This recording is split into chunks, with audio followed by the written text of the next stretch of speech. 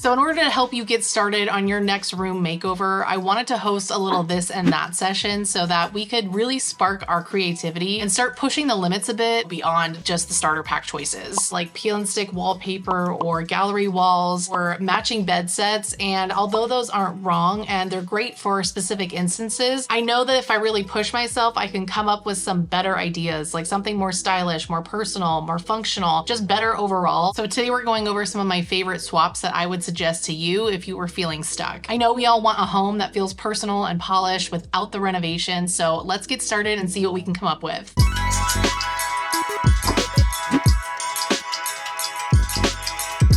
So there's no need for me to give you a whole thesis on why you should do some of these things. This is really going to be more so rapid fire with a couple suggestions as to why I think it's a good idea. So in our first round of this or that, I would say instead of this, which is your classic accent wall, I would try that, which is going to be color drenching. This is when your ceiling, the walls, the baseboards, and the trim are all painted the same exact color. I think an accent wall is a moment, but color drenching is like a whole mood. It creates this really immersive experience where the whole room feels deliberate. Especially in smaller spaces, one color tone throughout the entire space can actually open it up. I think this really works best in a plain, basic room that doesn't have a lot of additional architectural details. One major thing to take into consideration when it comes to color drenching, although it might feel very bold and designed and also intentional, is lighting. So if your room is really bright and naturally lit and you use a bright color to color drench that room, it's just gonna feel really, really bright. And the same goes for the inverse. So if you have a really dark room, using a darker color can really make that room feel like a cave or even kind of claustrophobic. Additionally, the right paint finish is also really important when it comes to color drenching. So your ceilings, I think, should be flat, whereas the walls should be eggshell or satin. And if you go glossy, be careful because it's really going to show every nook and cranny and crack. And unless you really want something super dramatic, I think eggshell to satin is just so much better and looks a lot more high end. Lastly, if you really want to color drench, I would start with a small room just to see how you like it because it is quite an immersive experience. And I would highly suggest picking a color from one of the one coat paint colors from like Behr, for example. Only certain colors come in the one coat paint, but it's worth it because you don't have to paint a second coat.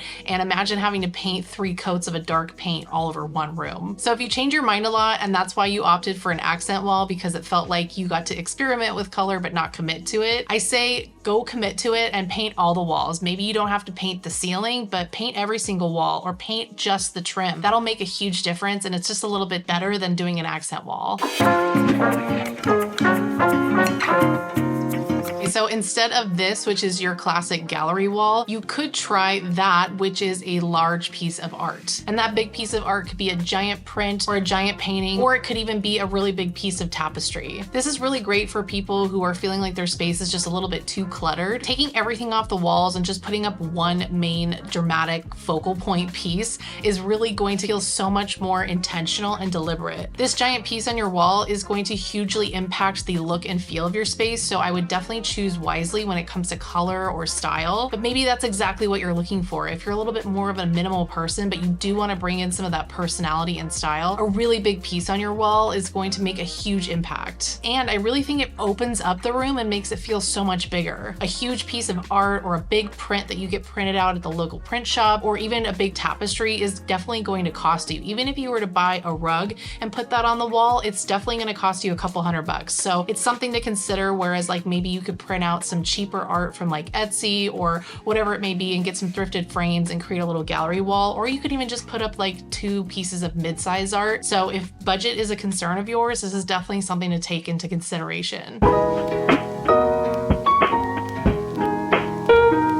So instead of this, which is picture frame molding, I would try maybe that, which is vertical paneling. So this could be anything from beadboard to tongue and groove wood slats to timbre. I do think that picture frame molding leans more formal. There's a lot of symmetry involved, and it also, I think, originated from like carving plaster into the walls of these old Parisian or Georgian or Victorian homes. And so that was their way of expressing wealth by showing this level of craftsmanship. But I lean more toward a minimal or modern or organic style. And I think think bringing in the wood texture gives such a sense of like architecture and depth and just warmth overall. I think this is also great because maybe you don't want to paint your walls or you don't want to put up some wallpaper. Adding some texture is a really interesting architectural design detail that can really elevate the look of your space. If you think about it, most rooms just have drywall or plaster, and so when you're putting a texture on the wall, it's a really big wow moment and it can make the room feel like a completely new space. You could also try something like this, which is just full wood paneling on a wall, and I think this looks just as interesting and cool. I would also consider wood tone as well. If you have a lot of warmer woods, I would go with a warmer wood on the walls. I think having vertical slats going up the wall can really open up the room and draw your eye upward. So if you're working with a small space or a low ceiling space, I think doing vertical paneling of any kind will absolutely help. You could also paint it and not leave it raw or not stain it, and it would have the same effect. If you're wanting something contemporary, I would go with something maybe more narrow and painted. If you want something a little bit more modern and minimal, I would go with like a mid-sized panel and stain it to the same tone of like your other furniture, maybe just somewhere different on the value scale. If you're wanting that more like rustic or Japandi vibe, I would definitely go for a more natural or raw wood. And if you're thinking about cost, definitely going halfway up the wall is cheaper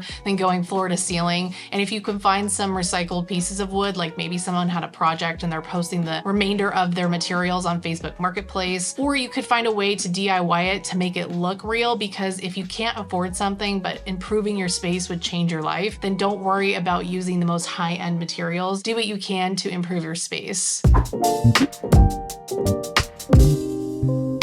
So you could choose this, which is peel and stick on the things that you don't like, or you can choose that, which is designing around the colors that you have. So you can choose decor pieces that fit into the architectural detail of your home. Maybe you're like me and you had a pink and black bathroom and a yellow plastic countertop with a sink built into it. And instead of me covering that countertop in peel and stick whatever, I just decided to lean into it and found a paint that was similar in color tone so that maybe the countertop and the walls felt cohesive. And in doing that, I think they both kind of like blend into the wall, and now really the only focal point is the pink tile. And I chose that shower curtain in there because it didn't steal attention away from the pink tile. And I really just wanted your eyes to focus on that and not the rest, because the rest is something that I can't change. Maybe if you have a kitchen with like those orangey oak cabinets, you could bring in some greens or pale blues to kind of tone down that bright orange color and just design with what you have instead of covering up all the cabinets with peel and stick wallpaper. I recently just used peel and stick tiles in my guest bathroom, so I'm definitely not saying you should never use it. I was trying to make it match the pink bathroom, and that bathroom didn't look like it fit into the home, and so I intentionally chose specific peel and stick products that felt like they were part of the home. Otherwise, I wouldn't have gone that route.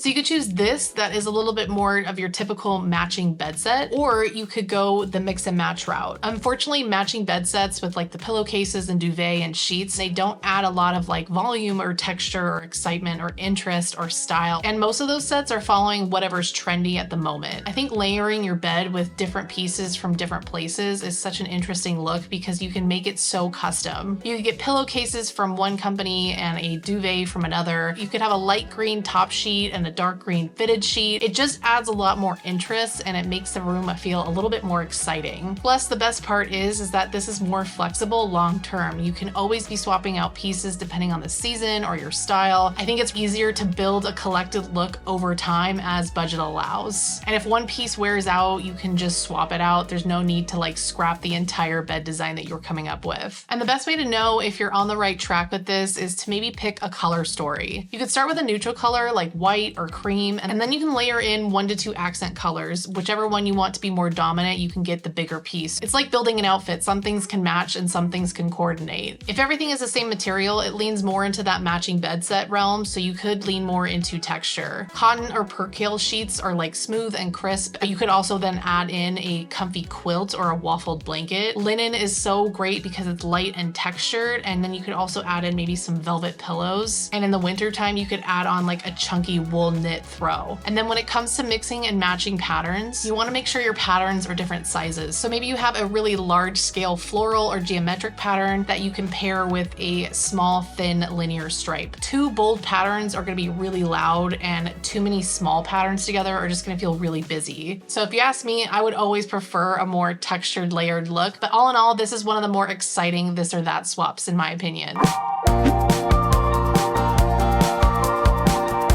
this, which is putting a rug underneath your dining table, you could just try taking the rug out altogether. I know putting a rug under the dining table can do a lot of things like bring in color and texture and style. It can also delineate a space, but if you're looking just for a new look and want to try something different, you can just put furniture pads underneath your table so that it doesn't scratch the floor, and try living without a rug. This might force you to really focus on the impact of your table and chairs, and that might be more of the issue that you should be focusing on versus the rug. Rugs are not always ideal for a dining space, especially since people are eating and spilling and drinking and spilling. I think this is just like a simpler, cleaner, more minimal look, and I don't think your room will feel unfinished if you have the right table and chairs. And this is also especially great if you have beautiful floors as it is. If you have some hardwood slats or beautiful tile, it could be great to showcase those instead of covering them up with a rug.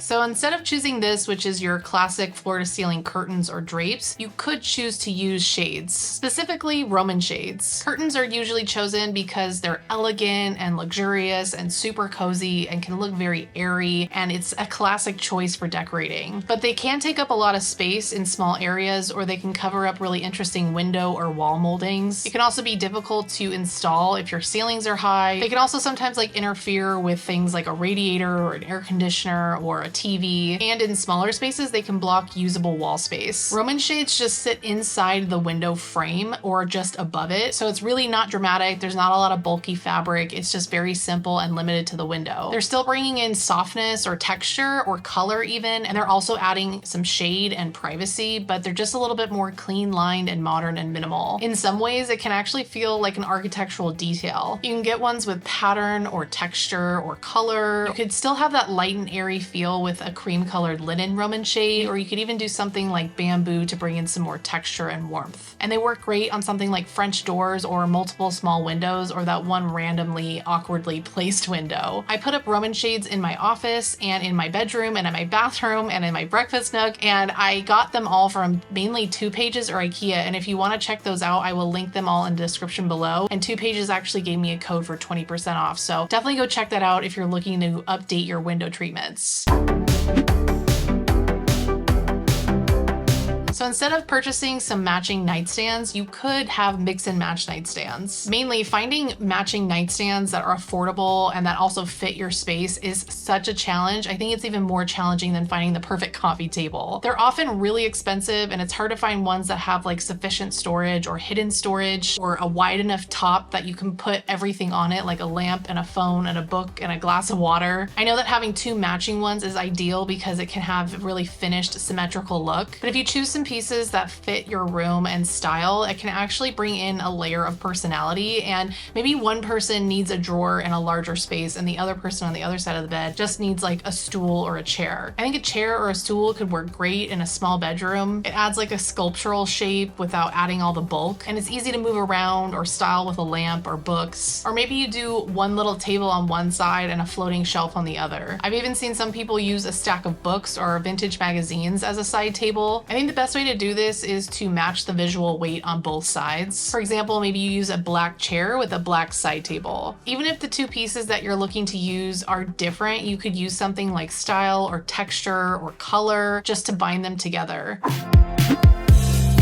Okay, so a couple rapid fire this or that's is, instead of doing one metal accent in your home, you could do mixed metals. You could do a polished nickel with a chrome and a stainless steel. And you could also bring in an accent of copper or brass. Instead of gold, black, or brass hardware, you could go with something that's ceramic, copper, or iron. And then instead of doing a checkered pattern in a traditional stacked way on your floors or on your walls even, you could do it at a diagonal. I think this feels a little bit more modern and fresh, and it gives a lot of movement and direction to the room. Next, instead of using decorative plates, you could also try using decorative ashtrays. Instead of a side table, you could try a ashtray table. Instead of choosing a pop of color, you could choose to work within a value scale. So anything from the lightest of pale blue all the way to the darkest navy you can imagine. Instead of defining our styles or items as feminine and masculine, we could use words like dainty, delicate, light, airy, fresh, shiny, or commanding, dark, heavy, or bold. Just a thought. Instead of the giant ceiling light or recessed lighting, you could use 7 different lamps placed all over your room to give that warm soup of light. Instead of getting a statement sofa, you could have a statement rug and coffee table. And instead of purchasing something brand new, you could always purchase something secondhand or vintage, or you could DIY it yourself. And even though you don't have to take outside opinions, I think it's really great to get other people's perspectives. So definitely let me know, or let us all know in the comments below what you're struggling with and what you're working on, because I think we could all chip in and get some ideas flowing. And if you're looking for some actionable DIY projects that are easy and budget friendly that you absolutely won't regret, then definitely check out this video. Other than that, my birthday's coming up in the next few days from when you're seeing this, so I might be off the following week, but then I will be back with more content for you. So make sure you subscribe and hit the notification bell to be alerted of when I upload next. Other than that, good luck with decorating, and I can't wait to see you guys on the next one. Bye.